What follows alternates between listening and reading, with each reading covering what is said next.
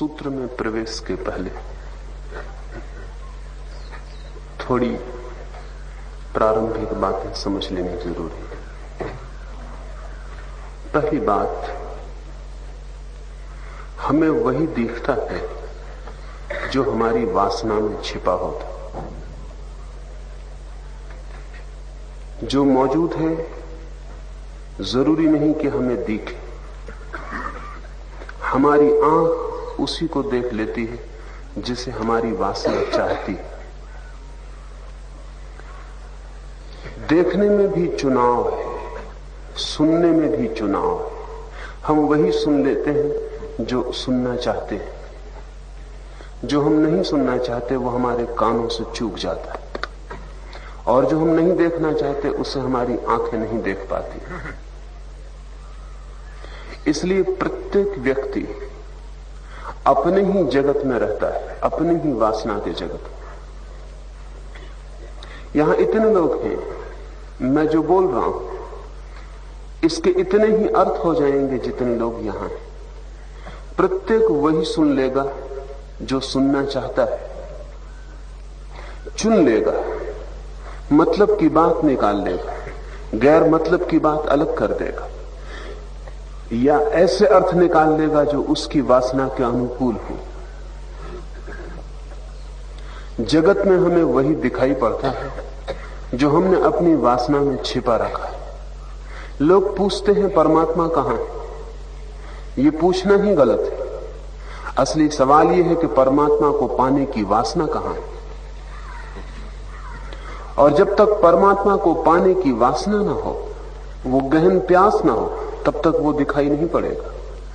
नहीं दिखाई पड़ता इसलिए नहीं कि वो नहीं, बल्कि इसलिए कि आपकी आंखें उसे देखना ही नहीं चाहती।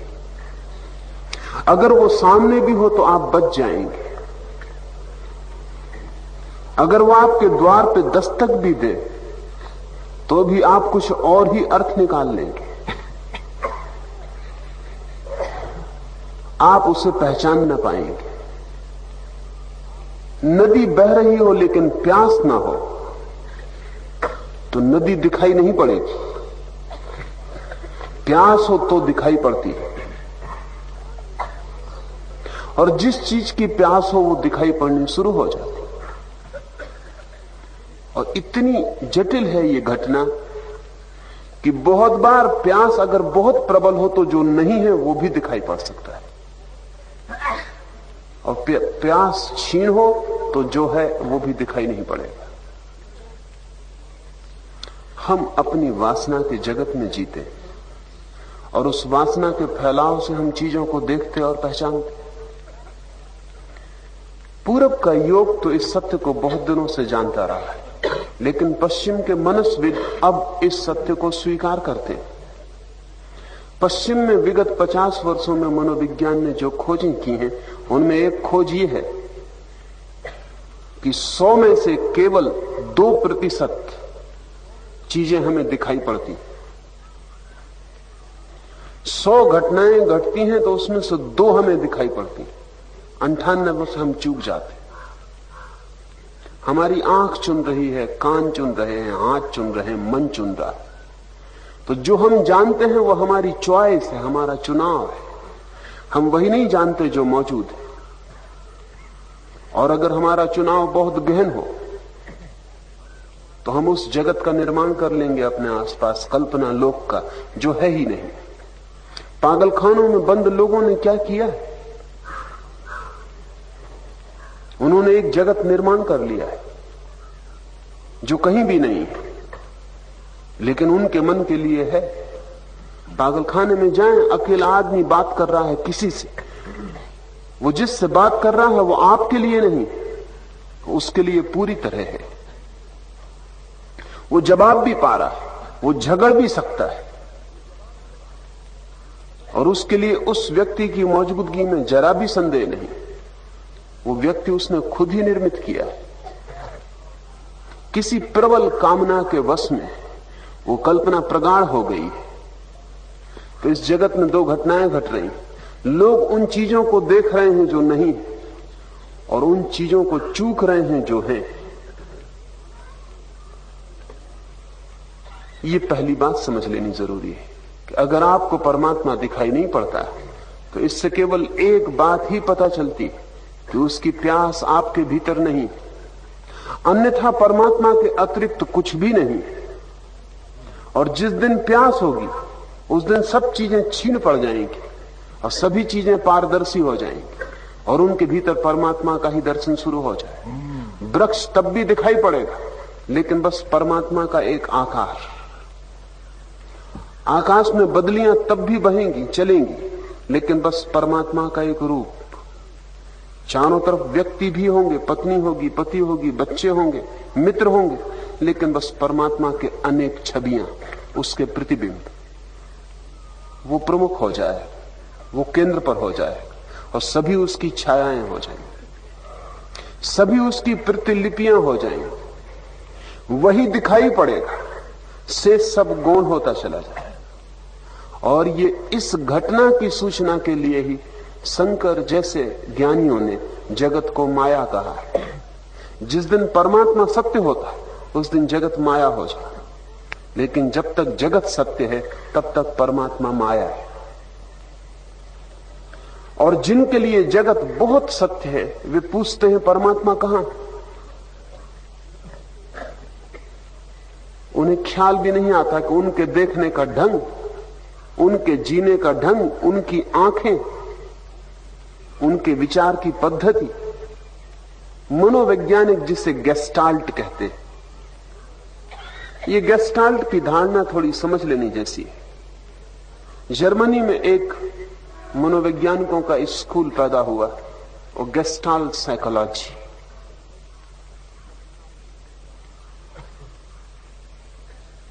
आप आकाश की तरफ देखें, आकाश में बादल चल रहे हो, फिर हर आदमी सोचे कि उसे क्या दिखाई पड़ता है बादलों में। वहां कोई भी नहीं, लेकिन किसी को कृष्ण बांसुरी बजाते हुए दिखाई पड़ सकते।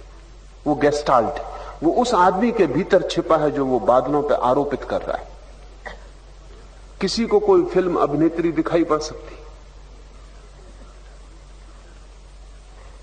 वहां सिर्फ बादल है।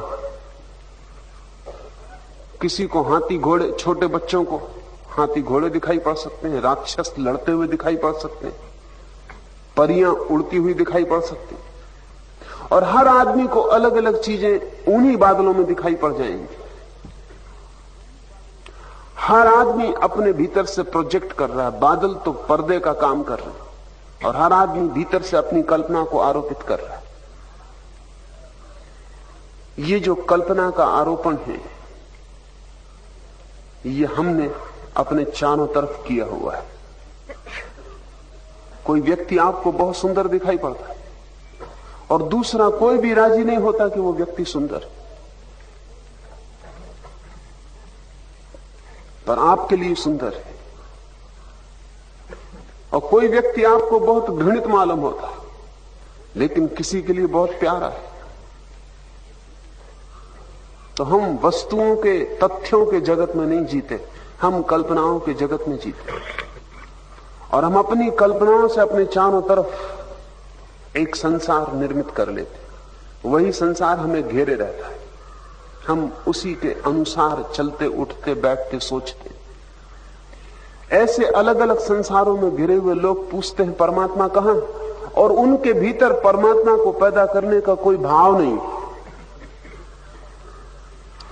ध्यान रहे, परमात्मा उस दिन होगा जिस दिन उसकी प्यास गहन होगी।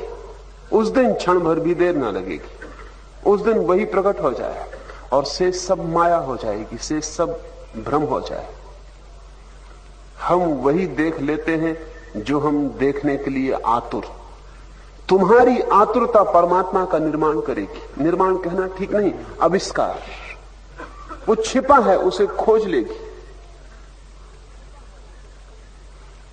परमात्मा आविष्कार है, वो मौजूद नहीं है कि तुम्हें मिल जाए। जब तक कि तुम उसे पाने को तैयार ना हो जाओ तब तक वो गैर मौजूद है, तब तक वो सुनाई नहीं पड़ेगा, तब तक वो दिखाई नहीं पड़ेगा, तब तक उसका कोई स्पर्श नहीं होगा। यद्यपि सभी स्पर्श उसी के और सभी दर्शन उसी के और सभी ध्वनियां उसी की, लेकिन ये पहचानने के लिए तुम्हारी गहन आतुरता और परम धैर्य अपेक्षित है। अब हम इस सूत्र में प्रवेश करें। यम ने कहा नचिकेता को, संपत्ति के मोह से निरंतर प्रमाद करने वाले अज्ञानी को परलोक नहीं सूझता, सूझ नहीं सकता। जिसको धन में अर्थ दिखाई पड़ रहा है उसे आत्मा में कोई अर्थ दिखाई नहीं पड़ सकता। ये विपरीत अर्थ है। जिसको धन बहुत मूल्यवान मालूम पड़ता है उसके लिए आत्मा मूल्यवान मालूम नहीं पड़ सकती। जिस संसार यश की, अभिमान की, अहंकार की यात्रा बहुत मूल्यवान मालूम पड़ती, उसके लिए ध्यान व्यर्थ मालूम पड़ेगा, क्योंकि ध्यान की यात्रा बिल्कुल विपरीत है। वो गणित बिल्कुल दूसरा है। जहां अहंकार में दूसरों के ऊपर मुझे छा जाना है, वहां ध्यान में मुझे इस भांति मिट जाना है कि मेरे होने का भी पता ना चले। जहां अहंकार में मुझे वस्तुएं और वस्तुओं से मिलने वाली शक्ति को संग्रहित करना है और उस संग्रह में मुझे तनाव से और चिंता और बेचैनी से भर जाना पड़ेगा, अशांति मेरा भाग्य होगा, वहां ध्यान में मुझे सारी चिंताओं को, सारे तनाव को, सारी अशांति को छोड़ के इस भांति शांत हो जाना कि जैसे मैं हूं ही नहीं, जैसे मेरी मौजूदगी समाप्त हो गई, ना होने की तरह होना हो जाए। ये यात्राएं विपरीत है। तो जिसे अभी बाहर की यात्रा सार्थक मालूम पड़ रही, उसे परलोक में कोई भी अर्थ मालूम नहीं पड़ेगा। अर्थ देखने की उसकी तैयारी नहीं, और वो विपरीत अर्थ देख रहा है। आपने अगर बच्चों की किताबों में कभी ख्याल किया हो, और आप भी कभी बच्चे रहे होंगे, तो जरूर कहीं न कहीं किसी पत्रिका और किसी पुस्तक में आपने वो चित्र देखे होंगे। एक ही चित्र में दो प्रतीक होते हैं, एक बूढ़ी है और एक जवान औरत है, एक ही चित्र की रेखाओं में। लेकिन एक बड़ा मजा है कि अगर आपको बूढ़ी दिखाई पड़नी शुरू हो जाए तो फिर आपको जवान औरत दिखाई पड़नी नहीं संभव होगी, क्योंकि वो बूढ़ी का जो आकार है वो आपकी आंखों को पकड़ लेगा और उसके कारण आप उसी चित्र में उन्हीं रेखाओं में छिपी हुई जवान सूरत को नहीं पकड़ पाएंगे।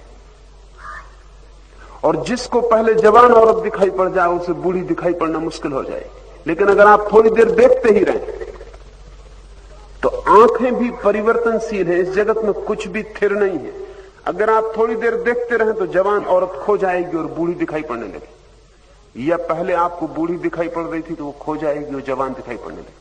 लेकिन एक नियम बहुत अद्भुत है, दोनों एक साथ नहीं देखी जा सकती।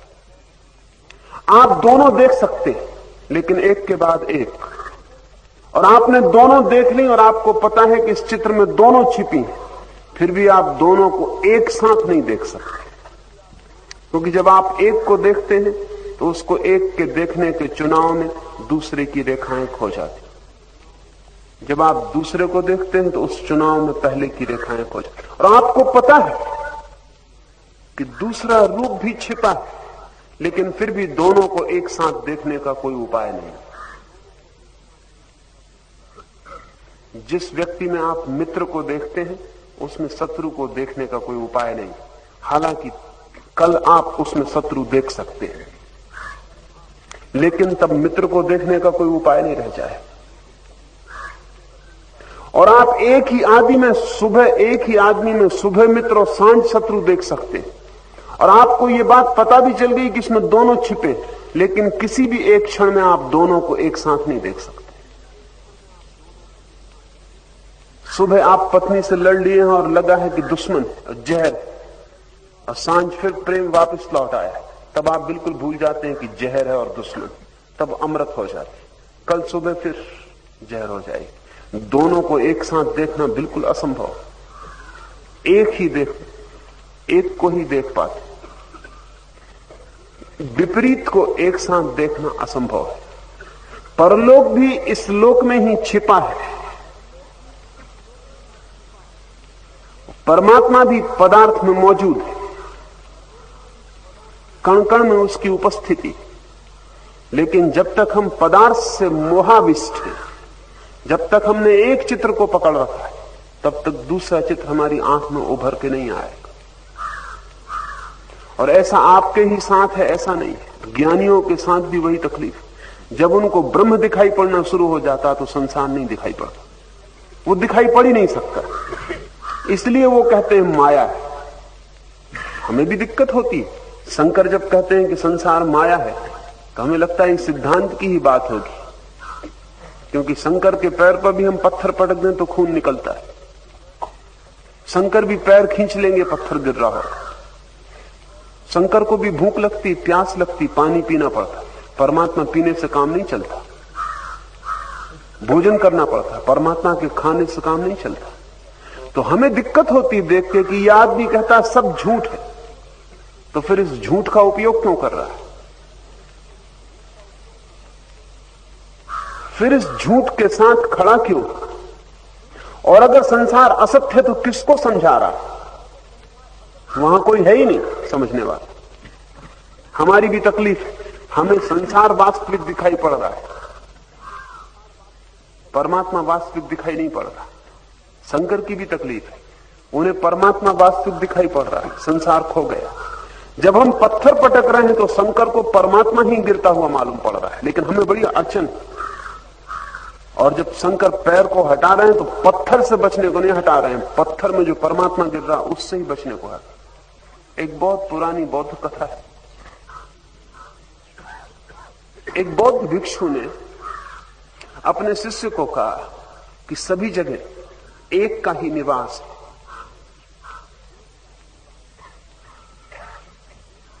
उस युवक को बात जमी, तर्क से पकड़ में आई। गुरु प्रभावी था, सम्मोहित था युवक उससे। उसने उसकी बात मान ली। उसी दिन वो जा रहा था मार्ग से और एक हाथी पागल हो गया और महावत ने चिल्लाया कि हट जाओ। लेकिन उस युवक ने कहा कि जब एक ही है सब, तो पागल हाथी में भी वही ब्रह्म विराजमान है। वो नहीं हटा। हाथी पागल था, पागल हाथी को तत्व ज्ञान का कोई भी पता नहीं, पागल हाथी को दर्शन शास्त्र का कोई अध्ययन नहीं, और पागल हाथी को यह भी पता नहीं कि तुम किसी ज्ञानी के शिष्य हो। उसने उठाया उस आदमी को, सूंड में उठा के रास्ते के किनारे फेंक दिया। हड्डी पसली टूट गई। पिटा कुटा रोता हुआ वापस गुरु के पास आया और कहा कि ये तुमने क्या सिखाया मुझे? वो तुम्हारे ब्रह्म ने जरा भी मेरी चिंता न की।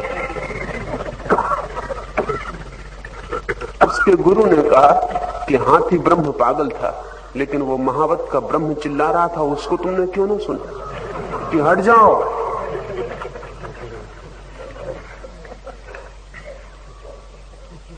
और तुमने अपने भीतर के ब्रह्म की आवाज क्यों ना सुनी जो कह रहा था कि हट जाओ? हमें कठिन है, क्योंकि एक जगत जिनको दिखाई पड़ रहा है उन्हें दूसरे जगत की भाषा को समझना बड़ा कठिन है, और गलत समझने की संभावना हमेशा ज्यादा है। शंकर के लिए परमात्मा ही गिर रहा है पत्थर में और परमात्मा ही हट रहा है। चोट लग रही है तो भी परमात्मा को लग रही है, और जिससे लग रही है वो भी परमात्मा है। जैसे हमारे लिए सब पदार्थ है, पत्थर पदार्थ है और पैर भी पदार्थ है, पदार्थ पदार्थ को चोट पहुंचा रहा है, वैसे शंकर को दोनों परमात्मा है। वहां पदार्थ खो गया है, परमात्मा परमात्मा को चोट पहुंचा रहा है। और अगर पदार्थ पदार्थ को चोट पहुंचा सकता है तो कोई कारण नहीं कि परमात्मा परमात्मा को चोट क्यों ना पहुंचा सके। सारी व्याख्या बदल गई। सब जगह जहां पदार्थ था वहां परमात्मा हो गया। पदार्थ का नाम खो गया और परमात्मा का नाम शेष रह गया। अज्ञानी की दिक्कत और ज्ञानी की दिक्कत में बहुत फर्क नहीं है, दिक्कत तो एक ही है। अज्ञानी की आंखें जकड़ी हुई हैं संसार से, उसे परलोक नहीं दिखाई पड़ता, परमात्मा दिखाई नहीं पड़ता। ज्ञानी की आंखें रुक जाती हैं परलोक पर, परमात्मा पर, उसे संसार दिखाई नहीं पड़ता। इसलिए संसारी कहता है कि परमात्मा असत्य है। नास्तिक की यही घोषणा है। नास्तिक परम संसारी है, वो ब्रह्मज्ञानी का ठीक विपरीत है। वो कह रहा परमात्मा असत्य है, माया है। ब्रह्मज्ञानी ठीक नास्तिक के विपरीत है, वो कह रहा संसार माया है, परमात्मा सत्य है। और सत्य एक ही हो सकता है, क्योंकि एक ही दिखाई पड़ सकता है। ये यम ने नचिकेता को कहा कि संपत्ति के मोह से मोहित निरंतर प्रमाद करने वाले अज्ञानी को परलोक नहीं सूझता। वो समझता है कि प्रत्यक्ष दिखने वाला लोक ही सत्य है, इसके सिवा दूसरा स्वर्ग नरक आदि लोक कुछ भी नहीं। इस प्रकार मानने वाला अभिमानी मनुष्य बार बार मुझ यमराज के वश में आता है। ऐसा संसार से जो ग्रसित है वो मृत्यु के हाथों में बार बार पड़ता है, वो बार बार मरता है, बार बार जन्मता है, क्योंकि उसकी सारी पकड़ उस पर है जो दिखाई पड़ता है। शरीर दिखाई पड़ता है, आत्मा तो दिखाई नहीं पड़ती, और आत्मा कभी दिखाई पड़ नहीं सकती, क्योंकि आत्मा का अर्थ ही है देखने वाली, वो दिखाई पड़ने वाली नहीं है।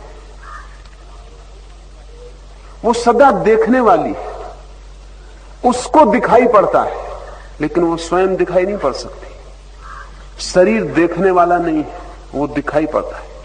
शरीर ऑब्जेक्ट है, वो वस्तु, पदार्थ, विषय। आत्मा बोध है, ज्ञान है, जागरूकता है, चैतन्य। दृष्टा को देखने का कोई उपाय नहीं, तो हमें शरीर दिखाई पड़ता है। और जो व्यक्ति मानता है कि जो दिखाई पड़ता है वही सत्य है, प्रत्यक्ष ही आंख के सामने जो है वही सत्य है, तो आंख के पीछे जो है वह असत्य हो गया। लेकिन आंख बीच में है, ध्यान रहे। आंख के बाहर संसार है और आंख के भीतर परमात्मा है। लेकिन जो कहता है प्रत्यक्ष, प्रत्यक्ष शब्द का अर्थ है आंख के सामने, जिसका भरोसा आंख के सामने जो है उस पर, उसे आंख के पीछे जो छिपा है वो दिखाई पड़ना बंद हो जाए। और ऐसा आदमी सब चीजों पर भरोसा कर लेगा, अपने पर ही भरोसा नहीं कर पाएगा। विज्ञान इसी भूल में पड़ा है कि जो भी दिखाई पड़ता है वो सत्य है, लेकिन जो नहीं दिखाई पड़ता, जो भीतर छिपा है, जिसको सब दिखाई पड़ता है वो असत्य है। बड़ा मजा है, विज्ञान की पूरी निष्पत्ति यह है कि विज्ञान सत्य और वैज्ञानिक असत्य। वो जो वैज्ञानिक है वो असत्य है, यह आश्चर्यजनक है। हम आइंस्टीन जो कहते हैं उसको मानते हैं, वो जो प्रयोग करते हैं उसको मानते हैं। आइंस्टीन टेबल पर रख के जो जो जांच पड़ताल कर लेता है उसको मानता, लेकिन जो जांच पड़ताल कर रहा है, वो जो भीतर से बैठ के सारी खोज कर रहा है, उससे धीरे धीरे संबंध विच्छिन्न हो जाता, आंखें बाहर जकड़ जाती, फिक्स्ड हो जाती। फिक्सेशन की बीमारी है, रुक जाती, आदत उनकी बाहर देखने की हो जाती, और फिर आंख बंद करना भूल जाते, भीतर भी कुछ था।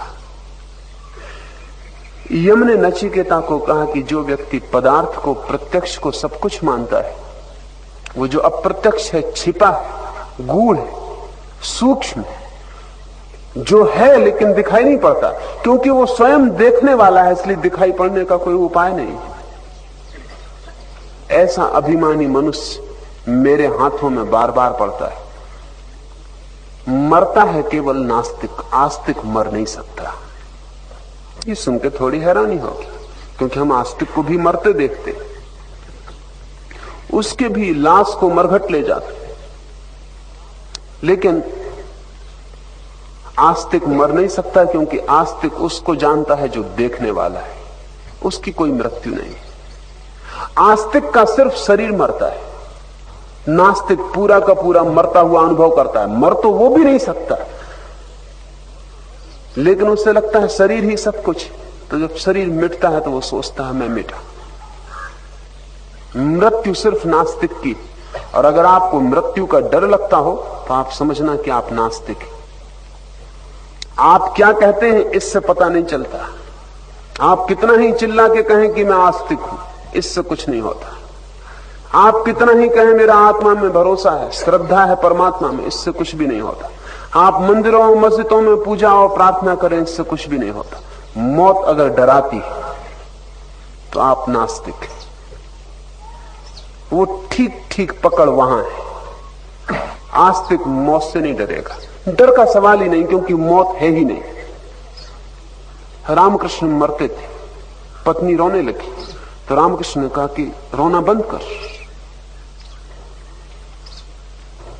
मौत निश्चित थी। चिकित्सकों ने कहा कि कैंसर है और बचने का कोई उपाय नहीं, और उन दिनों तो कैंसर की कोई चिकित्सा भी न थी। तो रामकृष्ण ने कहा तू रो मत।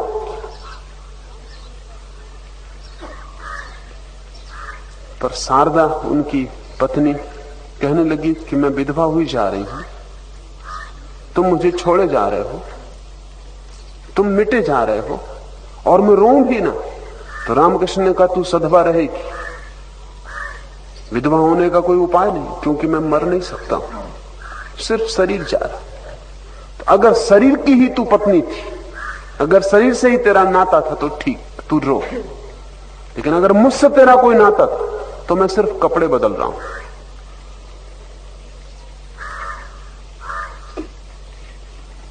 और भारत में शायद कोई दूसरी स्त्री पति के मरने के बाद सधवा नहीं रही, शारदा रही। और जब स्त्रियां इकट्ठी हुई और उन्होंने कहा कि चूड़ियां फोड़ डालो और वस्त्र बदल लो विधवा के, तो शारदा ने इंकार कर दिया, क्योंकि उसने कहा कि रामकृष्ण कह गए हैं कि वो मरेंगे नहीं, ये चूड़ियां मेरे हाथ पर रहेंगी और मैं सधवा के ही वेश में रहूंगी।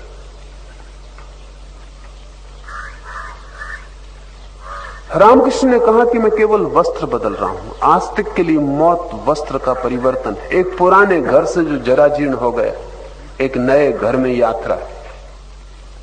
पुराने कपड़ों को उतार कर नए कपड़ों का पहन लेना है, या सारे कपड़ों को उतार कर बिना कपड़ों के रह जाना है। लेकिन जो नास्तिक है वो तो मृत्यु की पकड़ में बार बार आएगा, मृत्यु के कारण नहीं, अपने ही कारण। आप मृत्यु से नहीं डर रहे हैं, अपनी ही नासमझी के कारण मृत्यु से डर रहे हैं। तो यम बड़ी महत्वपूर्ण बात कह रहा है। वो कह रहा है कि मेरी पकड़ में केवल नास्तिक ही आ पाते, आस्तिक मेरी पकड़ से छूट जाता है। उसे पकड़ने का कोई उपाय नहीं, क्योंकि आस्तिक की श्रद्धा उसमें है जो मरता ही नहीं, और नास्तिक की श्रद्धा उसमें है जो मरता है। जो आत्म तत्व बहुतों को तो सुनने के लिए भी नहीं मिलता, और जिसको बहुत से लोग सुनकर भी समझ नहीं सकते, ऐसे इस गूढ़ आत्म तत्व का वर्णन करने वाला महापुरुष आश्चर्य में तथा बड़ा दुर्लभ, उसे प्राप्त करने वाला भी बड़ा कुशल कोई एक ही होता है। और जिसे तत्व की उपलब्धि हो गई, ऐसे ज्ञानी महापुरुष के द्वारा शिक्षा प्राप्त किया हुआ आत्म तत्व का ज्ञाता भी आश्चर्य में है, परम दुर्लभ। यम कह रहा है कि जो आत्म तत्व बहुतों को सुनने के लिए भी नहीं मिलता, ऐसा नहीं है कि सुनने के लिए नहीं मिलता, लेकिन वे सुन नहीं पाते। बुद्ध के पास से भी गुजरते हैं तो अपने को बचा के निकल आते। महावीर की भी उपस्थिति मौजूद हो तो भी उनके कानों तक वाणी नहीं पहुंच पाती, उनके कानों पर सख्त पर्दे। जीसस ने बार बार बाइबल में कहा है कि जिनके पास आंखें हो वो मुझे देखें, और जिनके पास कान हो वो मुझे सुने। आंखें और कान तो सभी के पास है। उनका बार बार ऐसा दोहराने से ऐसा लगता है कि क्या वो अंधे बहरों के बीच बोल रहे थे निरंतर, कि जिनके पास आंखें हो मुझे देखें और जिनके पास कान हो वो मुझे सुने। नहीं, वो आप ही जैसे आंख कान वाले लोगों के बीच बोल रहे थे। कोई अंधे बहरों के समूह में नहीं बोल रहे थे, पर हम सभी का समूह अंधे बहरों का समूह। जीसस को देखना मुश्किल है। एक तो जीसस की देह है, वो तो सभी को दिखाई पड़ती, और एक जीसस की आत्मा है, वो केवल उनको दिखाई पड़ती है जो परम शांत, जो परम शून्य, जो परम ध्यान में लीन होकर देखते। उनके लिए जीसस का वाह रूप मिट जाता, और उनके लिए जीसस का तेजस रूप, उनका प्रज्ञा रूप, उनका ज्योतिर्मय रूप प्रकट हो जाता। इसलिए तो जीसस के संबंध में दोहरे मत होंगे। एक तो अंधों का मत होगा जिन्होंने सूली लगाई, क्योंकि उन्होंने कहा कि साधारण सा आदमी और दावा करता है कि ईश्वर का पुत्र। जहां तक उन्हें दिखाई पड़ रहा था उनकी बात भी गलत नहीं थी, जो उन्हें दिखाई पड़ रहा था वहां तक उनकी बात बिल्कुल सही थी। उनको पता था कि ये जोसेफ का बेटा है, मरियम का बेटा है, ये कैसे ईश्वर का पुत्र है। लेकिन जीसस जिसकी बात कर रहे थे वो ईश्वर का पुत्र ही है, और वो कोई जीसस में समाप्त नहीं हो जाता, वो आपके भीतर भी ईश्वर का पुत्र वैसा ही मौजूद है। ईसाई एक पादरी मुझे मिलने आए थे, वो कहने लगे कि जीसस ईश्वर का इकलौता बेटा। मैंने उनसे कहा कि सभी ईश्वर के इकलौते बेटे। उन्होंने कहा कि सभी कैसे इकलौते बेटे हो सकते।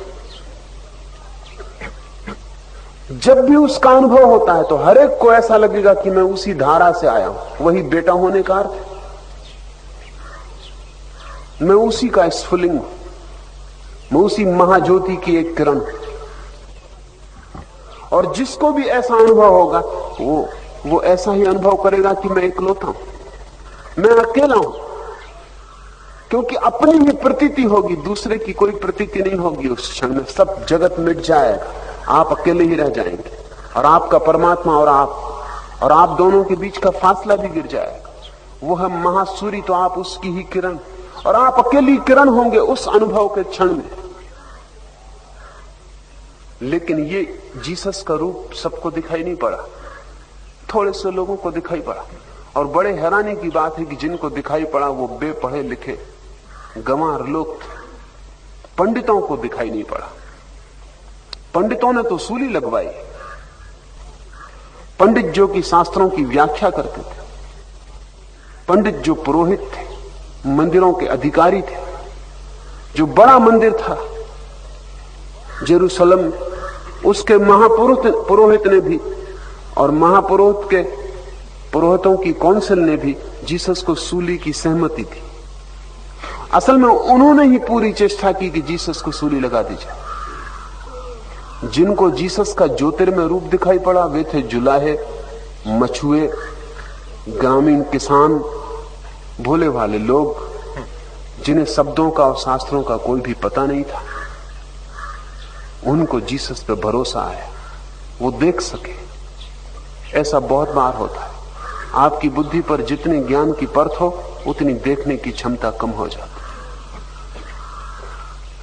संसार अगर आज अधार्मिक ज्यादा है तो इसलिए नहीं कि दुनिया में अधार्मिक लोग बढ़ गए, पांडित्य बढ़ गया। और जितना पांडित्य बढ़ जाता है उतना परमात्मा से संबंध मुश्किल होने लगता है।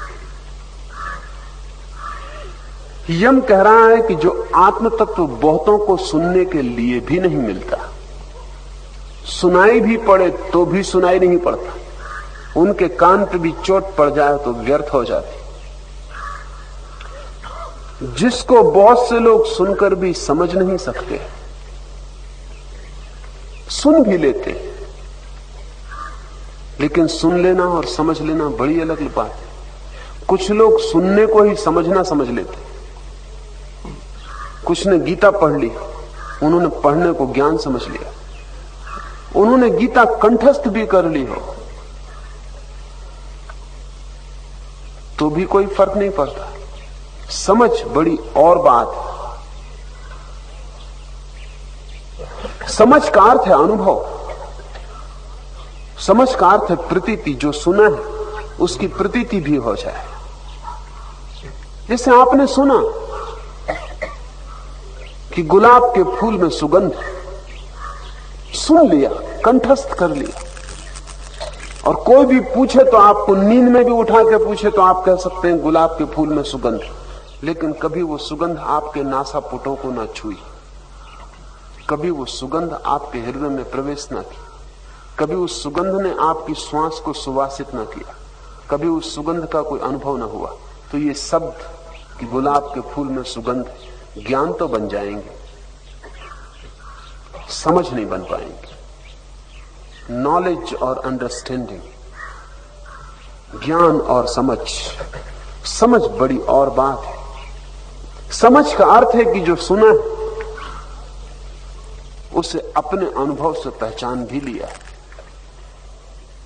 उसे जी लिया, वो हमारी प्रतीति हो गई, हमारा अनुभव हो गया, हमारी अनुभूति बन गई। ज्ञान छीना जा सकता है, ज्ञान खंडित किया जा सकता है, ज्ञान के विपरीत तर्क दिए जा सकते हैं, समझ को छीनने का कोई उपाय नहीं। समझ को कोई तर्क खंडित नहीं करता, समझ सब तर्कों के पार उठ जाती। आपने आंख को छू के देखा और पाया कि हाथ जल जाता। दुनिया के कितने ही पंडित आपको समझाएं कि आंख ठंडी है और तर्क दे, आप कहेंगे कि तर्क रखो संभाल के, क्योंकि मैंने आंख को छू के देखा, हाथ जल जाते। आपको आपके अनुभव से कोई भी डिगा नहीं सकता, आपके ज्ञान से तो कोई भी डिगा सकता है। ज्ञान की कोई जड़ें नहीं होती। जंगलों में पीले रंग की अमर बेल फैल जाती, ज्ञान वैसे ही है, उसमें कोई जड़ें नहीं होती। वो दूसरे वृक्षों के सहारे और दूसरे वृक्षों का शोषण करने लगती। उसके अपने कोई प्राण नहीं होते, भूमि से उसका कोई संबंध नहीं होता। तो जिसको हम पांडित्य कहते हैं वो अमर बेल की तरह है, उसकी कोई जड़ें नहीं, जीवन की भूमि में उसका कोई विस्तार नहीं, अनुभव में उसका कोई प्रवेश नहीं। समझ वैसे है जैसे वृक्ष की जड़ें जमीन में गहरे पहुंच गई और जमीन के गहरे में छिपे हुए जल स्रोतों को उन्होंने खोज लिया और वृक्ष अपने तई जी रहा है, दूसरे के आधार पर नहीं। पंडित सदा दूसरे के आधार पर जीता है। वो कहता है गीता में ऐसा लिखा है इसलिए सच, वो कहता है कुरान में ऐसा लिखा है इसलिए सच, वो कहता है मोहम्मद ने कहा है इसलिए सच, लेकिन उसके पास अपनी कोई संपदा नहीं। ज्ञानी कहता है मैंने जाना है इसलिए सच, और अगर मेरे जानने के विपरीत कुरान, बाइबल, गीता और वेद जाते हो तो वे ही गलत होंगे। मेरे जानने के गलत होने का कोई उपाय नहीं। मेरा अपना निजी अनुभव सारे शास्त्रों से श्रेष्ठ है, इसलिए परम वेद तो भीतर छिपा है। बाहर के वेद पर तो वे ही भरोसा करते हैं जिनको भीतर के वेद का कोई अनुभव नहीं, कोई पता नहीं। परम गुरु भीतर छिपा है। बाहर के गुरु पर भरोसा तो तभी तक है जब तक उस परम गुरु के साथ सानिध्य नहीं बना, सत्संग नहीं बना। बहुत से हैं जो सुनकर भी समझ नहीं पाते। ऐसे इस गूढ़ तत्व का वर्णन करने वाला महापुरुष आश्चर्य में है तथा बड़ा दुर्लभ है। यम की ये बात समझ में ना आएगी, क्योंकि गुरुओं की कोई कमी नहीं है, समझाने वालों का कोई अभाव नहीं। सच तो यह है कि शिष्य कम पढ़ते, गुरु ज्यादा है, इसलिए तो गुरुओं में इतना उपद्रव चलता है। एक दूसरे के शिष्य को खींचातान की कोशिश चलती, और एक गुरु के पास पहुंच जाए तो वो कहता आप कहीं और मत जाना, भूल के नहीं तो भटक जाओ। क्योंकि शिष्य इतने कम है कि बड़ा द्वंद्व है और बड़ी प्रतियोगिता है। जैसे बाजार में ग्राहक कम हो और दुकानें ज्यादा हो तो हर दुकानदार दूसरे दुकानदार के खिलाफ हो जाए। सब चीजों की कमी हो गई, शिष्यों की बड़ी कमी। गुरु काफी संख्या में। सच तो यह है कि शिष्य कोई बनना ही नहीं चाहता। असल में शिष्य बनने की झंझट में कोई नहीं पड़ता, सीधा गुरु बन जाता। शिष्य बनने की झंझट है बड़ी।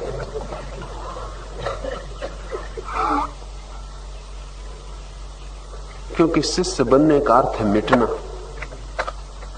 अपने को खोना, समर्पित करना, निवेदित करना, अपने को पहुंचना और मिटा देना। तभी तो कोई सीखने में समर्थ हो पाता है। गुरु बनने में बड़ा मजा है, मिटने का कोई सवाल नहीं, बल्कि दूसरों को मिटाने का मजा है। गुरु अपने अहंकार को बचा सकता है और शिष्यों का समर्पण उसके अहंकार में बढ़ती बन सकता है। जितने जितने शिष्य बढ़ते चले जाएं तो गुरु अपने शिष्यों की संख्या याद रखते हैं कि कितने उनके शिष्य, कितने लाख तक संख्या पहुंच गई। हर आता हुआ शिष्य भोजन है अहंकार के। तो गुरु तो सभी बनना चाहते, शिष्य कोई भी नहीं बनना चाहता। लेकिन जो परम शिष्यत्व से नहीं गुजरा, उसके गुरु बनने का कोई उपाय नहीं, वो धोखा है। जिसने अपने को मिटाया नहीं, दूसरों को मिटाने में वो सहायता नहीं पहुंचा सकता, वो हत्या कर सकता है। समर्पण नहीं करवा सकता। वो दूसरों को तोड़ सकता है, शून्य नहीं कर सकता। इसलिए गुरुओं के पास अक्सर शिष्य अपंग हो जाते, उनके हाथ पैर कट जाते, उनकी बुद्धि प्रतिभा टूट जाती, वे जड़ बुद्धि हो जाते हैं, मंद बुद्धि हो जाती, मूढ़ता गहन हो जाती। लेकिन कोई परम प्रकाश की तरफ खुलाव नहीं होता। समर्पण पंग हो जाने का नाम नहीं, पंगु हो जाने का नाम नहीं। लकवा लग जाए इसका नाम समर्पण नहीं। लेकिन जिस गुरु का अहंकार शेष हो, वो यही कर सकता है। गुरु का अर्थ ही है कि जो अब नहीं है, उसके ही सानिध्य में आपका भी नहीं होना हो सकता है, अन्यथा नहीं हो सकता। यम ठीक ही कहते हैं। यम कहते हैं कि बहुत दुर्लभ है वो व्यक्ति जो समझा सके उस सत्य को। दुर्लभ दो कारणों से। एक तो ऐसा व्यक्ति खोजना बहुत मुश्किल है जो मिट गया, और अगर ऐसा व्यक्ति मिल भी जाए तो ऐसे 100 व्यक्तियों में जो मिट गए हो, एक ही समर्थ होता है समझाने में कि क्या हुआ। ज्ञानी प्रबुद्ध पुरुष बहुत होते हैं, बहुत अज्ञानियों की संख्या की तुलना में नहीं, बहुत कम होते हैं उस अर्थ में। तो करोड़ में कभी एक व्यक्ति प्रबुद्ध हो पाता है, बुद्धत्व को उपलब्ध होता है, और सैकड़ों बुद्धत्व को उपलब्ध व्यक्तियों में कभी कोई एक व्यक्ति गुरु हो पाता। सभी बुद्ध गुरु नहीं होते। जैनों ने इसका व्याख्या बड़ी व्यवस्था से की। सभी केवल ज्ञानी तीर्थंकर नहीं होते। तीर्थंकर वो है जो गुरु है। केवल ज्ञान पा लेना एक बात है, लेकिन उसे दूसरे को समझा देना और भी कठिन बात है, क्योंकि शब्दों की पकड़ में नहीं आता सत्य। और जो जाना है भीतर, उसे दूसरे को जनाना, उसे दूसरे को समझाना, उसे दूसरे को भी उसकी प्रतिभिज्ञा करा देनी बड़ी कुशलता की बात है। तो जिन्होंने जन्मों जन्मों गुरु होने का संस्कार संग्रहित किया, जैनों की भाषा में जिन्होंने तीर्थंकर बंध, जिन्होंने तीर्थंकर होने का बंध किया, जन्मों जन्मों में संस्कार किया, समझाने की कला जिन्होंने सीखी, जब वे समझ पाते हैं भीतर के सत्य को, तो उनमें से कोई एक दुर्लभ व्यक्ति उसे प्रकट कर पाता है।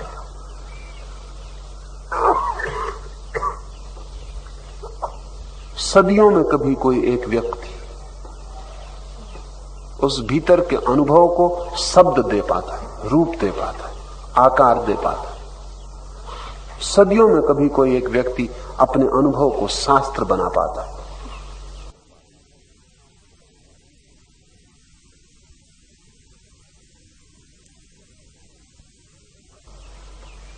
कठिन तो है। सुबह का सूरज उगा हो, पहले तो उसको देखना ही कठिन, क्योंकि कोई अपनी फैक्ट्री जा रहा, कोई अपने दफ्तर जा रहा, कोई अपने बच्चों को स्कूल छोड़ने जा रहा। सुबह के सूरज को एक तो देखना ही कठिन, और ऐसा भी नहीं कि आंख में पड़ जाए तो आपने देख लिया, क्योंकि अगर आपका मन कहीं और है तो सूरज दिख भी जाए उगता हुआ तो भी सूरज के उगने का जो सौंदर्य है वो आपके भीतर नहीं खिल पाता। आप देखते न देखते हुए से गुजर जाते। कभी हजारों में कोई एक आदमी रुकता और सूरज के उगने के सौंदर्य को देखता। कभी हजारों में एक आदमी के भीतर सूरज के उगने के साथ कोई चीज उगती है और सूरज के उस उगते सौंदर्य का अनुभव करती। ऐसे हजारों आदमी सूरज के उगने का अनुभव करें तो उनमें से कोई एक ही उस चित्र का निर्माण कर पाएगा। कोई एक ही चित्रकार होगा या कोई एक कवि होगा जो सूरज के उगने के सौंदर्य को शब्दों में बांध दे। लेकिन सूरज का सौंदर्य तो बहुत पार्थिव, परमात्मा का सौंदर्य तो बहुत अपार्थिव। उसका तो कोई चित्र बन नहीं सकता, उसका तो कोई कविता भी निर्मित नहीं हो सकती। उसको तो आकार कैसे दिया जाए। निराकार की जब अनुभूति होती है तो कभी लाखों अनुभव सिद्ध व्यक्तियों में कोई एक व्यक्ति गुरु हो पाता है। तो गुरुओं की इतनी बड़ी भीड़ इसलिए चल पाती है। चलने का कारण सदगुरु तो सदियों में कभी एक होता है। ये बड़े मजे की बात है। और जब भी कोई सदगुरु होगा तो सभी तथाकथित गुरु उसके विपरीत हो जाएंगे। जीसस पैदा होगा तो सभी गुरु विपरीत हो जाएंगे। महावीर पैदा होंगे सभी गुरु विपरीत हो जाएंगे। बुद्ध पैदा होंगे सभी गुरु विपरीत हो जाएंगे। बुद्ध के समय के सभी गुरु बुद्ध के विपरीत होंगे, क्योंकि ऐसा व्यक्ति जो सत्य की खबर ला रहा है उन सारे लोगों का रोजी धंधा उपाय छीन लेगा जो उधार जी रहे थे। जब किसी एक गुरु के विपरीत सारे गुरु हो जाएं तो थोड़ा विचार करना। सारे गुरु और किसी बात में सहमत नहीं होते, आपस में लड़ते, लेकिन सदगुरु के विपरीत होते। एक बात में वो सहमत हो जाते। आपस में उनके कितने ही झगड़े हों, वे सब झगड़े छोड़ देते, इस संबंध में एकदम राजी हो जाते, क्योंकि ये व्यक्ति सामूहिक रूप से उनकी जड़ें काट देगा। दुर्लभ है, आश्चर्यमय है वह व्यक्ति जो इस गूढ़ आत्म तत्व का वर्णन कर सके, और उसे प्राप्त करने वाला भी कुछ कम कुशल नहीं, क्योंकि जितना ये कहना कठिन है उससे कम कठिन इसे सुनना नहीं है, और जितनी कठिनाई इसको बताने में है उससे भी ज्यादा कठिनाई इसे सुन के समझ लेने में। तो कोई गुरु ही दुर्लभ होता है ऐसा नहीं, सदगुरु ही कठिन होता है ऐसा नहीं, सद शिष्य भी उतना ही दुर्लभ है। और जब कभी कोई सद शिष्य और सदगुरु का मिलन होता है तो वहां अमृत की वर्षा हो जाती है। इसलिए यम ने कहा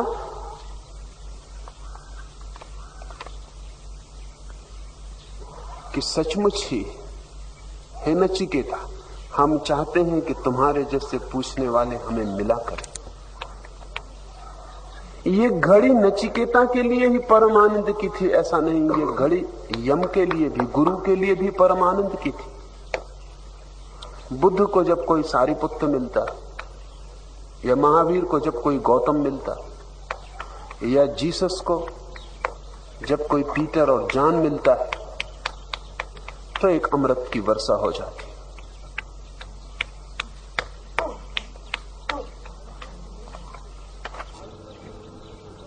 अल्पज्ञ मनुष्य के द्वारा बतलाए जाने पर और उनके अनुसार बहुत प्रकार से चिंतन किए जाने पर भी यह आत्म तत्व सहज ही समझ में आ जाए, ऐसा नहीं। किसी दूसरे ज्ञानी पुरुष के द्वारा उपदेश न किए जाने पर इस विषय में मनुष्य का प्रवेश नहीं होता, क्योंकि यह अत्यंत सूक्ष्म वस्तु से भी अति सूक्ष्म, इसलिए तर्क से अतीत।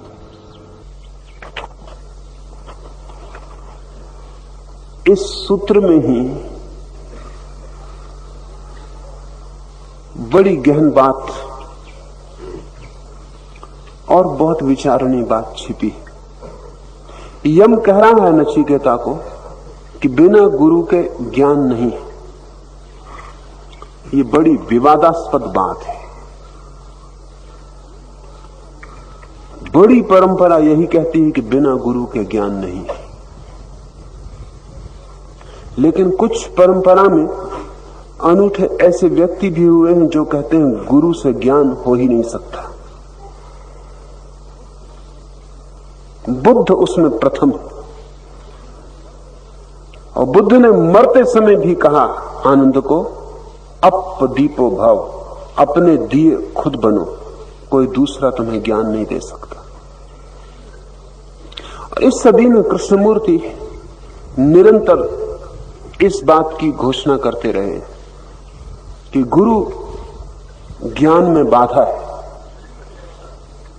गुरु के द्वारा ज्ञान नहीं हो सकता।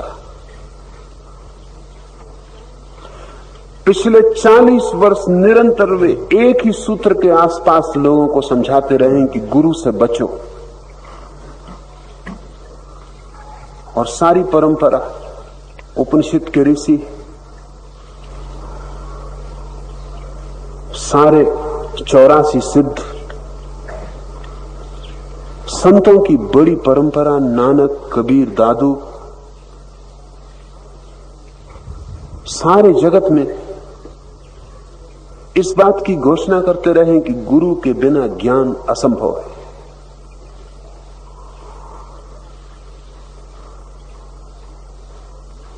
और बड़ी मजे की बात यह है कि दोनों सही है, और जो एक को सही मानेगा वो भटक जाएगा। इन दो में से जो एक को सही मानेगा वो भटक जाएगा, ये मैं कहता हूं,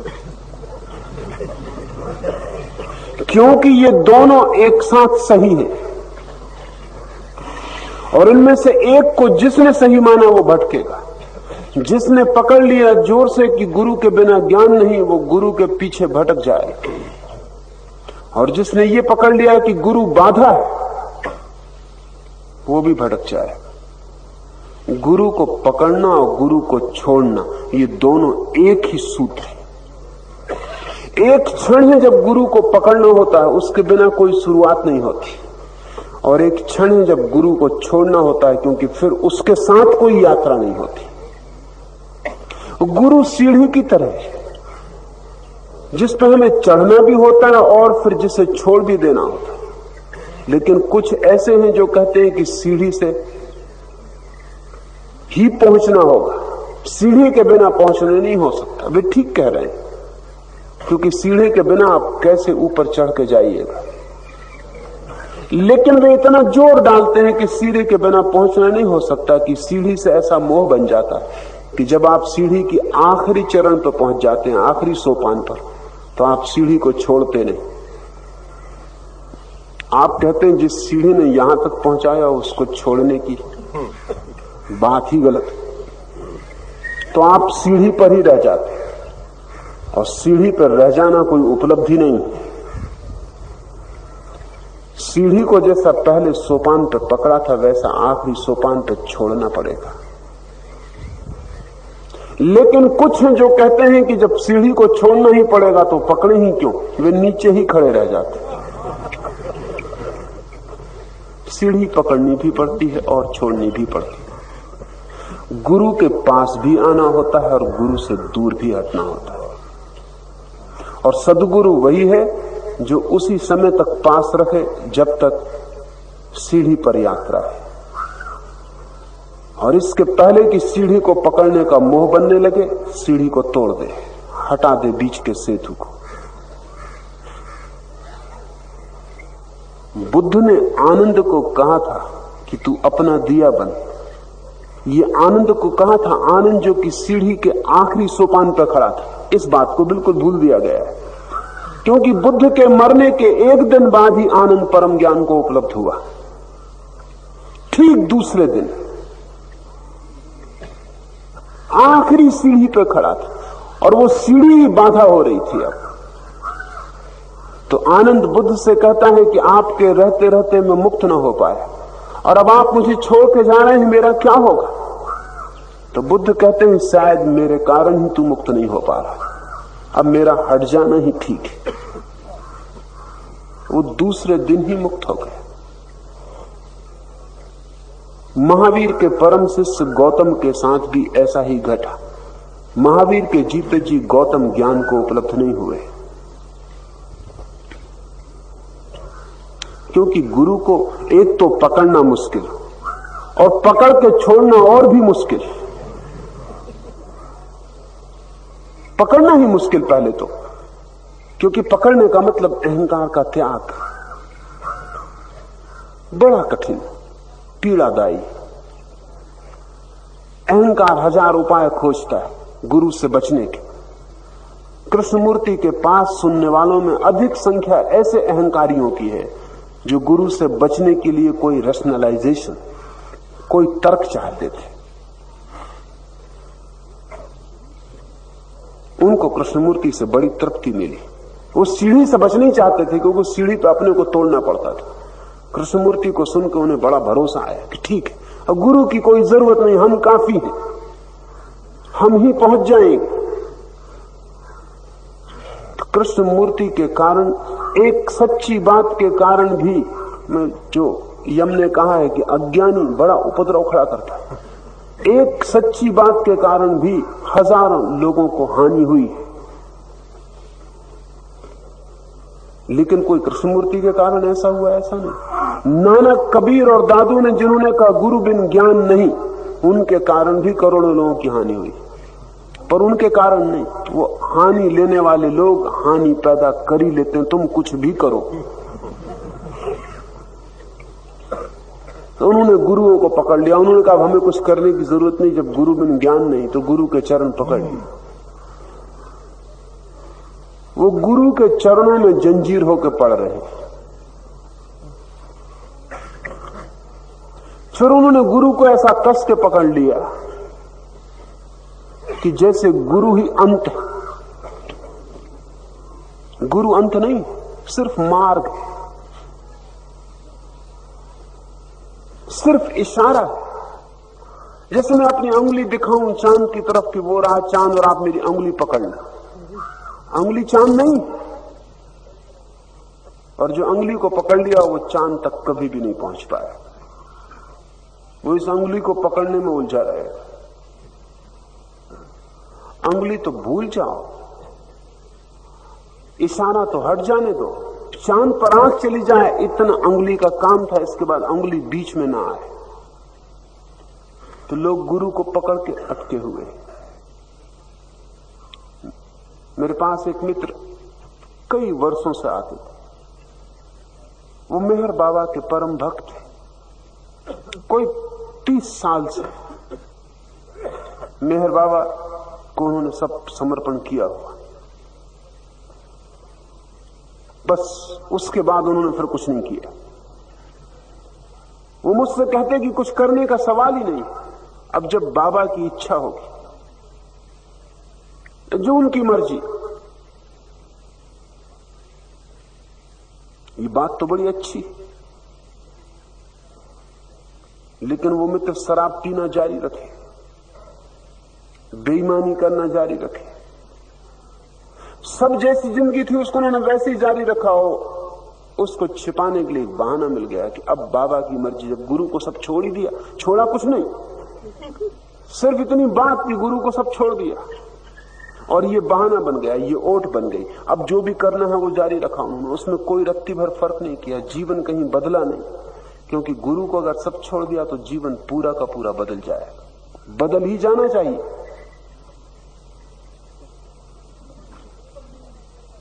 जीवन तो वैसा ही रहा जैसा तब था जब अहंकार के साथ जुड़े थे, उसमें रत्ती भर फर्क ना पड़ा, तो अहंकार तो गया नहीं।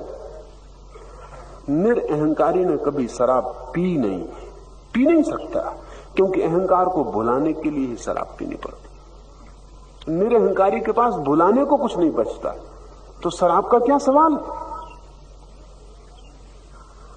निरअहंकारी ने कभी क्रोध नहीं किया है, क्योंकि अहंकार को चोट लगती तो ही क्रोध होता। तो मैं उन मित्र को कहता कि तुम क्रोध भी करते हो, शराब भी पीते हो, चोरी, बेईमानी, धोखा सब करते हो, जैसे तुम थे वैसे ही हो। वो कहते सब गुरु को छोड़ दिया, अब जो उनकी मर्जी। तो गुरु को छोड़ने वाले लोग भी हैं, गुरु से बचने वाले लोग भी, लेकिन मैं आपसे कहता हूं गुरु को पकड़ना भी और छोड़ना भी स्मरण रखना। एक रास्ते के प्राथमिक चरण पर गुरु बहुत बड़ा सहारा है और अंतिम घड़ी में बड़ी बाधा है। पहले चरण पर बड़ा अनिवार्य है, वही यम कह रहा है। दूसरे ज्ञानी पुरुष के द्वारा उपदेश न किए जाने पर इस विषय में मनुष्य का प्रवेश नहीं होता, इसे ध्यान रखना। वो भी नहीं कह रहा है इससे ज्यादा प्रवेश नहीं होता। इनिशिएशन दूसरे ज्ञानी पुरुष के बिना नहीं होता, लेकिन अंत हमेशा स्वयं अकेले में होता है, किसी के साथ नहीं होता। प्राथमिक चरण पर जो पहला धक्का है, जो पहली स्फुरना है, एक बुझे दिए के पास जले हुए दिए का आना है, और एक लपक, एक लौकी लपक और बुझे दिए का जल जाना। फिर पहले दिए की जिससे दीक्षा हुई कोई जरूरत नहीं, अब दिया अपनी ताकत से जलेगा। दिया जल उठा, अब अपनी रोशनी चलेगी, अब अपनी यात्रा शुरू हो गई। जब तक शिष्य का दिया नहीं जल जाता तब तक गुरु जरूरी है, और जैसे ही दिया जल जाता है वैसे ही गुरु बिल्कुल गैर जरूरी है। इसे हम ऐसा समझें कि कोई भी व्यक्ति अपने को जन्म नहीं दे सकता, उसके लिए मां जरूरी है, लेकिन कोई भी व्यक्ति सदा गर्भ में नहीं रह सकता। कि एक आदमी तय कर ले कि अब जब मां ने ही जन्म दिया तो गर्भ में ही रहेंगे, तो फिर मां भी मरेगी और वो खुद भी मरेगा। लेकिन 9 महीने तक इनिशिएशन है, 9 महीने तक दीक्षा चल रही, 9 महीने तक मां के दिए से बेटे का दिया जल रहा है, 9 महीने तक मां की श्वास बेटे की श्वास बन रही, 9 महीने तक मां का खून बेटे का खून बन रहा है। 9 महीने तक बेटा अलग नहीं है, वो मां की ही धड़कन है। लेकिन जैसे ही वो तैयार हो जाएगा, उसका दिया जलने के योग्य हो जाएगा, तेल जुट जाएगा, बाती आ जाएगी, जैसे ही पक्का हो जाएगा कि यंत्र पूरा हो गया और अब बेटा खुद अपनी फेफड़े से सांस ले सकता है, वैसे ही बेटे को गर्भ के बाहर आ जाना होगा। लेकिन मां भी बेटे को गर्भ में ही रखना चाहती, ना समझी के कारण, और बेटा भी गर्भ में रहना चाहता, इसलिए प्रसव में इतनी पीड़ा होती। नहीं तो प्रसव में पीड़ा नहीं होनी चाहिए, प्रसव में पीड़ा का कोई भी कारण नहीं। वैज्ञानिक कहते हैं कि प्रसव की घटना इतने आनंद की घटना हो सकती है जितनी पीड़ा की, इतने ही आनंद की। अब फ्रांस में कुछ प्रयोग हुए हैं काफी बड़ी मात्रा में, जिनसे सिद्ध होता है कि दुख तो प्रसव से बिल्कुल जा सकता है। तरकीब बड़ी आसान, मां को राजी होना चाहिए कि बच्चा बाहर जाए, वो उसे रोकती, सिकोड़ती, वो अपने पूरे यंत्र को खींचती, उस खींचने और प्रकृति के धक्के में कि बेटे को बाहर तो जाना पड़ेगा, और बेटा भी रुकना चाहता है, क्योंकि गर्भ बड़ा शांतिदायी, मोक्ष जैसा है।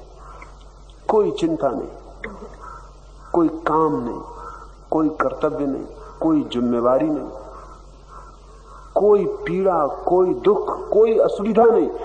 इतना विज्ञान विकसित हुआ, फिर भी गर्भ जैसा कंफर्टेबल, सुविधापूर्ण हम कोई स्थान बना नहीं पाए। गर्भ में बेटा ठीक वैसा ही जैसा विष्णु क्षीर सागर में होंगे, तो जरा भी फर्क नहीं है। और ऐसे भी गर्भ में जिस जल में बेटा होता है उसमें उतना ही नमक होता है जितना सागर के पानी। ठीक सागर का पानी ही होता है गर्भ में, उसी अनुपात के केमिकल्स होते हैं उसमें। वैज्ञानिक कहते हैं चूंकि आदमी पहला जन्म मछली की तरह हुआ, इसलिए अब भी जब वो पहला जन्म लेता है तो उसे मछली की ही पूरी व्यवस्था चाहिए। इसलिए गर्भ में पूरा सागर का वातावरण होता है। इसलिए स्त्रियां मिट्टी खाने लगती हैं, नमक खाने लगती, नमक की कमी पड़ जाती शरीर में, सारा नमक गर्भ खींच लेता है। क्योंकि गर्भ में ठीक सागर के जल की स्थिति होनी चाहिए, उसमें तैरता है बच्चा, वो क्षीर सागर में ही है। लेकिन 9 महीने के बीच वो तैयार हो जाए, उससे जल्दी भी अगर बाहर निकल आए तो भी खतरनाक है, क्योंकि अधूरा होगा और आधा मरा हुआ जिएगा। असमय में पैदा हो जाए तो भी घातक। वो ठीक 9 महीने पूरे करे। बच्चा भी भीतर रहना चाहता है, इसलिए मनोवैज्ञानिक कहते हैं कि बच्चा जब पैदा होता है तो जीवन का सबसे बड़ा दुख, उसको वो ट्रामा कहते हैं, वो घटित होता है। क्योंकि बच्चे को इतना बड़ा शॉक लगता है कि जिंदगी इतनी सुखद थी और वहां से एकदम दुख में पैदा आ जाता। खुद सांस लेना पहला काम उसका होता है, जो कि काफी कष्टपूर्ण। जिसने कभी सांस न ली हो उसे पहली सांस लेना, और जिंदगी में अधूरा अलग छूट जाता है, असहाय। तो बच्चा भी भीतर रुकना चाहता है और मां भी भीतर रोकना चाहती है, और पूरी प्रकृति बाहर ठेलती, इसलिए दुख होता है, इसलिए पीड़ा होती, प्रसव की पीड़ा होती। सम्मोहन करने वाले वैज्ञानिकों ने अनेक हजारों स्त्रियों को सम्मोहित करके ये समझाया कि प्रसव में कोई पीड़ा नहीं है, ये बड़ा आनंद का कृत्य है, लेकिन तुम बच्चे को जाने दो, छोड़ो, रिलैक्स, विश्राम की अवस्था में बच्चे को बाहर जाने दो, उसे रोको मत, सिकोड़ो मत, अपने को खोलो और बच्चा जाए तो पीड़ा नहीं हुई। फ्रांस में एक अलग विधि विकसित हो गई और लाखों स्त्रियां बिना पीड़ा के बच्चों को जन्म दे रही, कोई पीड़ा नहीं। और अभी नई जो खोज है वो ये है कि ये तो पहला कदम है। जब ठीक से ये कदम आगे बढ़ जाएगा तो स्त्री को बच्चा पैदा करने में जैसे आनंद का अनुभव हो सकता है, वैसा उसे किसी चीज में कभी भी नहीं हो सकता, क्योंकि इतना बड़े सृजन की घटना। और 9 महीने का बोझ और 9 महीने का तनाव जब एक क्षण में मुक्त होगा तो जो हल्कापन और जो शांति तूफान के बाद भीतर आ जाएगी, लेकिन उससे वंचित है। और ऐसा नहीं कि मां गर्भ में ही बच्चे को रोकना चाहती, बाद में भी पूरी कोशिश करती। जब तक बहू घर में ना आ जाए तब तक वो कोशिश। और इसलिए सास और बहू में जो कलह है वो गर्भ से शुरू हो गई। ये बहू लड़के को पूरा स्वतंत्र करने की कोशिश कर रही, गर्भ से जो घटना शुरू हुई थी प्रसव में, ये बहू उसको पूरा कर रही, ये उसको मां से पूरी तरह मुक्त कर रही है और मां की तरफ से सारा ध्यान अपने पर केंद्रित कर ले। इसलिए सास और बहू में दुश्मनी को कम करना मुश्किल है, वो गर्भ से ही उपद्रव शुरू होगा। अगर कोई मां बच्चे को जन्म दे सके सहजता से, आनंद से, तो बहू से संघर्ष उसका पैदा नहीं होगा, क्योंकि वो खुश होगी कि बच्चा जितना मुक्त होता जाए, जितना स्वतंत्र होता जाए। साधारण अज्ञानी मां की तरह गुरुओं की भी जमात है, वो ठीक गुरु नहीं जो शिष्य को रोक लेना चाहते, वो साधारण माताओं की तरह है। तो शिष्य का जाना दुखपूर्ण होता है, उनको भी और शिष्य को भी, और वो सब तरह के कष्ट खड़े करते, सब तरह के भय प्रलोभन खड़े करते। सच उनको कोई ज्ञान नहीं हुआ। अगर ज्ञान हो तो गुरु का ये पहला काम है कि जैसे ही गर्भ के दिन पूरे हो जाएं और जैसे ही बच्चा राजी हो जाए, शिष्य राजी हो जाए अपनी यात्रा पर, तो वो बुद्ध की तरह कह दे, अब दीपो भव, तू अपना दिया अब हो जा, अब तू जा अपनी यात्रा पर। अब तू मुझे छोड़ दे, मुझे भूल जा, अब जैसे मैं था ही नहीं। ठीक मां और ठीक गुरु गर्भ के बाद व्यक्ति को पूरी तरह स्वतंत्र करने की कोशिश में लग जाएंगे। गुरु के गर्भ में जाना जरूरी है। शिष्य होने का अर्थ है गुरु के गर्भ में प्रवेश। ये कोई शरीर में प्रवेश नहीं, लेकिन गुरु की चेतना के दायरे में प्रवेश है।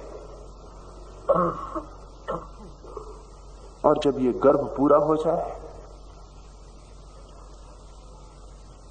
तो इस गर्भ के बाहर जाने का साहस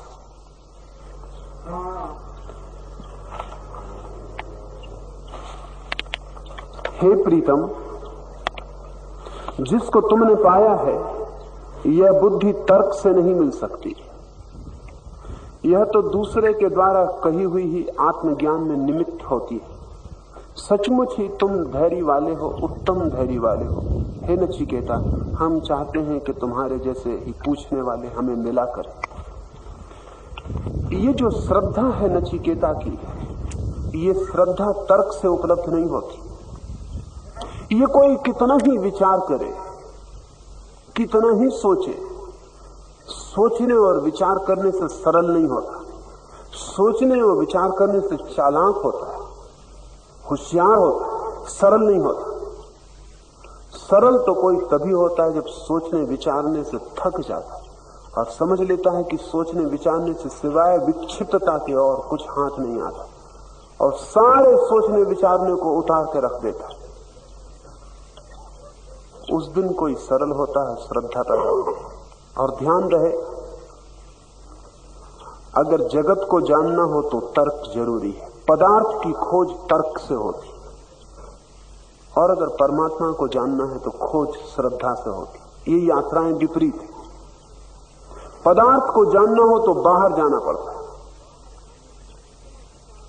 और बाहर जाने के लिए जितना विचार हो उतना उपयोगी। स्वयं को जानना हो तो भीतर जाना होता, यात्रा बदल जाती। और भीतर जाने के लिए जितना तर्क छूटता चला जाए उतना उपयोगी। भीतर तो सरलता ले जाएगी, बाहर जटिलता ले जाएगी। इसलिए वैज्ञानिक का चिंतन बहुत जटिल हो जाता है, और जितनी विज्ञान की शिक्षा बढ़ती जाती है उतने ही लोगों की चित्त की शांति समाप्त होती चली जाती, और उनके आत्मा से संबंध विच्छिन्न होते चले जाते। यम ने कहा कि हे प्रीतम, तूने जो पाया है यह बुद्धि तर्क से नहीं मिल सकती, लेकिन बुद्धि भी एक काम कर सकती है। वो ज्ञानी के द्वारा कहे हुए वचनों को समझने में निमित्त हो सकती, बस इतना ही उसका उपयोग हो सकता है। और जैसे ही समझ आ जाए उसे हटा देना जरूरी है।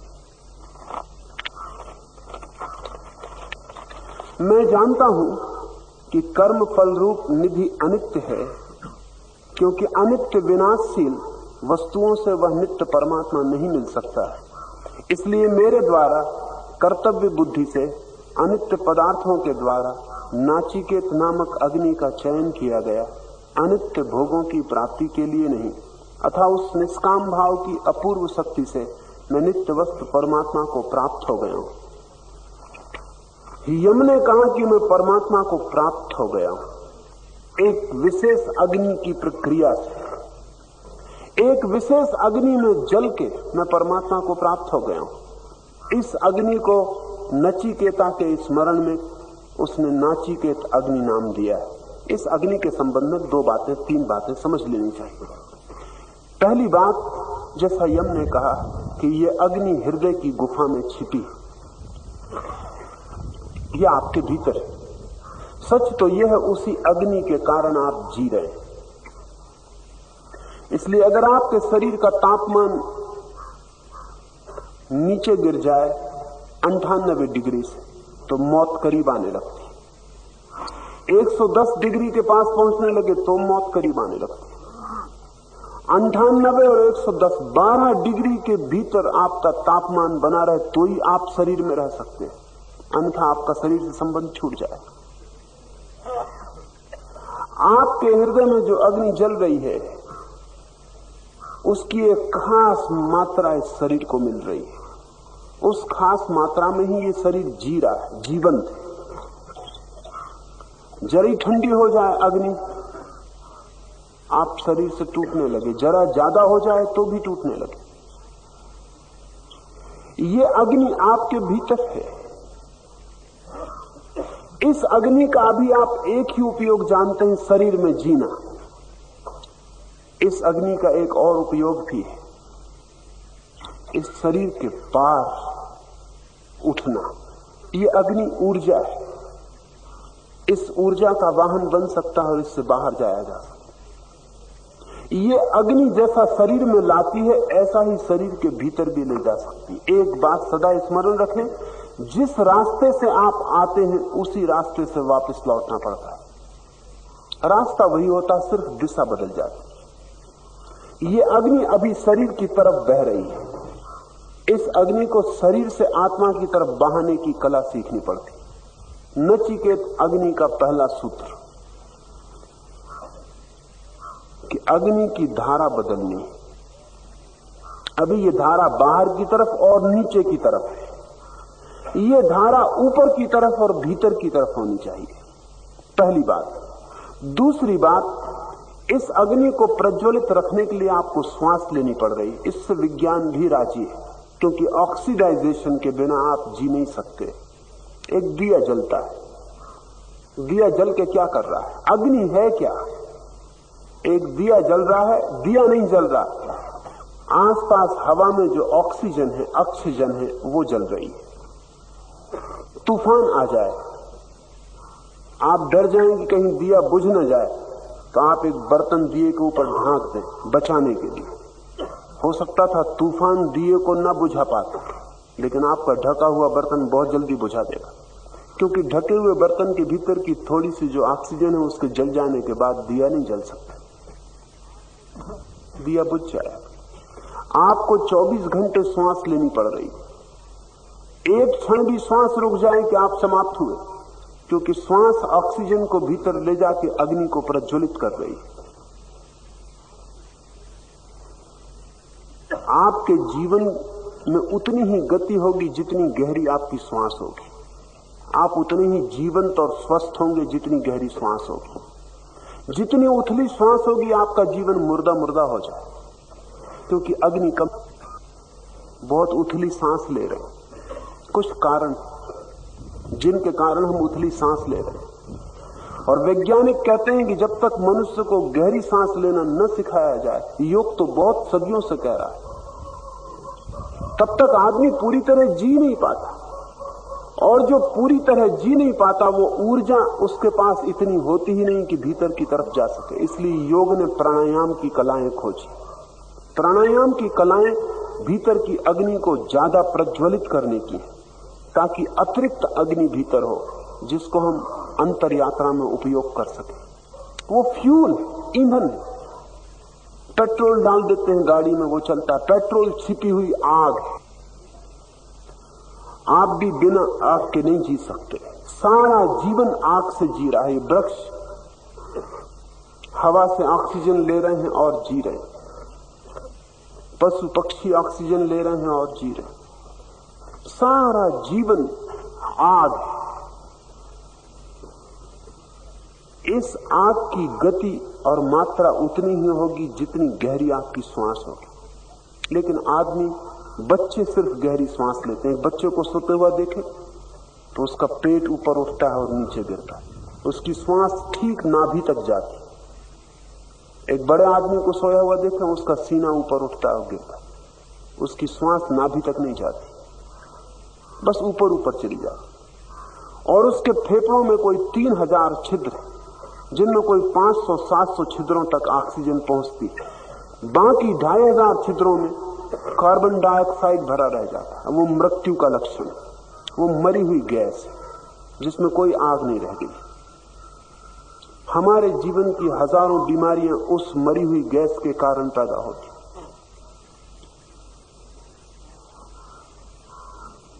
गहरी श्वास अग्नि को प्रज्वलित करती। तो दूसरा सूत्र समझ लें, नाचिकेत अग्नि को प्रज्वलित करना हो तो जितनी गहरी श्वास हो उतना उपयोगी, उतने आप भबक कर जिएंगे। इसलिए हम ध्यान के इस पहले प्रयोग में 10 मिनट तक गहरी से गहरी सांस की कोशिश करते हैं। इस कोशिश में आपकी अग्नि प्रज्वलित हो उठती। इस प्रज्वलित अग्नि को फिर भीतर ले जाया जा सकता है, नहीं तो आपके पास शक्ति ही नहीं होती जो आप भीतर जा सके। तीसरी बात, ये जो अग्नि है भीतर, ये साधारणतः बाहर की तरफ बह रही, शरीर की तरफ बह रही, इसे भीतर की तरफ मोड़ना। इसको भीतर की तरफ मोड़ने में 2 बाधाएं हैं।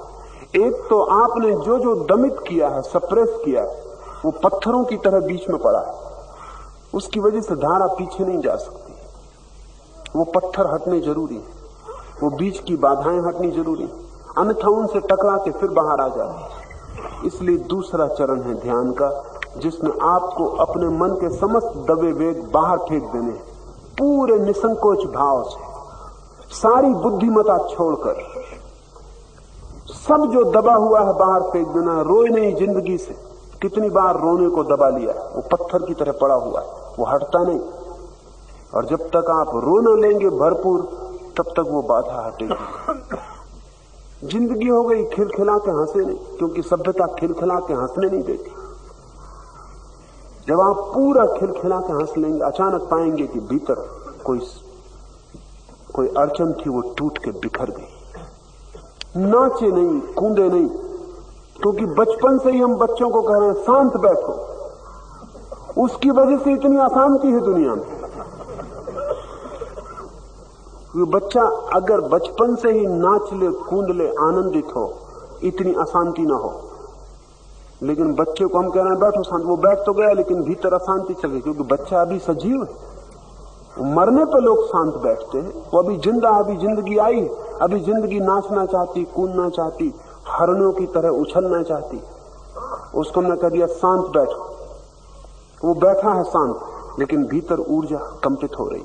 वो कंपित ऊर्जा रुक जाएगी, जड़ हो जाएगी, उसके पत्थर बन जाएंगे। वो पड़ी है मार्ग में।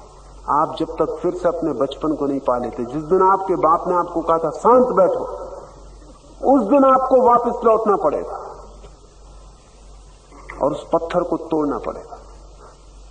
उस पत्थर के टूटते ही आपका बचपन फिर से लौट आएगा, ऊर्जा सघन होगी, तेज होगी। इसलिए दूसरा चरण है वो बाधाएं हटाने के लिए, और तीसरा चरण है चोट मारने के लिए, ताकि ऊर्जा भीतर की तरफ और ऊपर की तरफ बहने लगे। ध्यान रहे, पानी नीचे की तरफ बहता है, वो स्वभाव है। पानी को ऊपर ले जाना हो तो पंप करना पड़ता है, उसे धक्के देने पड़ते हैं ऊपर की तरफ, तब वो ऊपर की तरफ जाता है। आपकी ऊर्जा भी सहज नीचे की तरफ बह रही। ये हुंकार, ये हु की आवाज, ये सिर्फ आवाज नहीं है। जब आप हु कहते हैं तो आपकी नाभि के नीचे जोर से चोट पड़ती। वो जगह वही है जहां से काम ऊर्जा पैदा होती, जहां से ऊर्जा नीचे की तरफ बहती। इस हु की चोट बाधाओं के हट जाने पर, अग्नि के जल जाने पर, ऊर्जा को कुंडलनी के मार्ग से, आपकी रीढ़ के मार्ग से ऊपर की तरफ गतिमान कर देती। जितने जोर से ये चोट होगी, उतनी ही ऊर्जा, आग आपकी नाभि से उठकर, आपके काम केंद्र से उठकर एक सर्प की तरह फन फैलाकर रीढ़ से उठनी ऊपर शुरू हो जाएगी। उसको ही योग ने कुंडलनी कहा। और जिस दिन ये ऊर्जा आपके अंतिम चक्र सहस्त्रार में पहुंचती है, तो जीवन का कमल खिल जाता। नचिकेत अग्नि के ये सूत्र,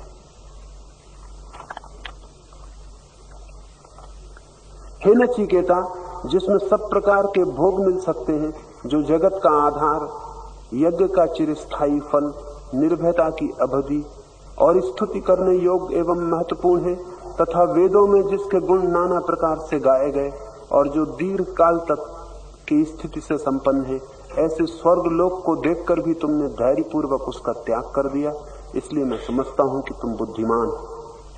जो योग माया के पर्दे में छिपा हुआ सर्वव्यापी, सबके हृदय रूप गुहा में स्थित संसार रूप गहन वन में रहने वाला सनातन है, ऐसे उस कठिनता से देखे जाने वाले परमात्म देव को शुद्ध बुद्धि युक्त साधक अध्यात्म योग की प्राप्ति के द्वारा समझकर हर्ष और शोक को त्याग कर देता है। मनुष्य इस धर्म में उपदेश को सुनकर भली भांति ग्रहण करके और उस पर विवेक पूर्वक विचार करके इस सूक्ष्म आत्म तत्व को जानकर अनुभव कर लेता है, तब वह आनंद स्वरूप को पाकर आनंद में ही मग्न हो जाता है। तुम नचिकेता के लिए मैं परम धाम का द्वार खुला हुआ मानता हूं। जहां श्रद्धा है, जहां धैर्य है, जहां समझ पूर्वक अनुभव करने की तैयारी है, वहां यम कहता है नचिकेता तेरे लिए मैं परम धाम का द्वार खुला हुआ मानता हूं। वो द्वार आपके लिए भी खुला हो सकता है। उस द्वार के बंद होने में आपके अतिरिक्त और कोई जिम्मेवार नहीं। धैर्यपूर्वक, दृढ़ता से, वैराग्य भाव से ऊर्जा को भीतर की तरफ ले जाने की चेष्टा करनी। वो द्वार शायद खुला ही हुआ है, आप उस द्वार की तरफ बढ़े नहीं कि मंदिर में प्रवेश हो जाता है। अब सुबह के ध्यान के लिए तैयार हो जाए। Now get ready for the morning meditation.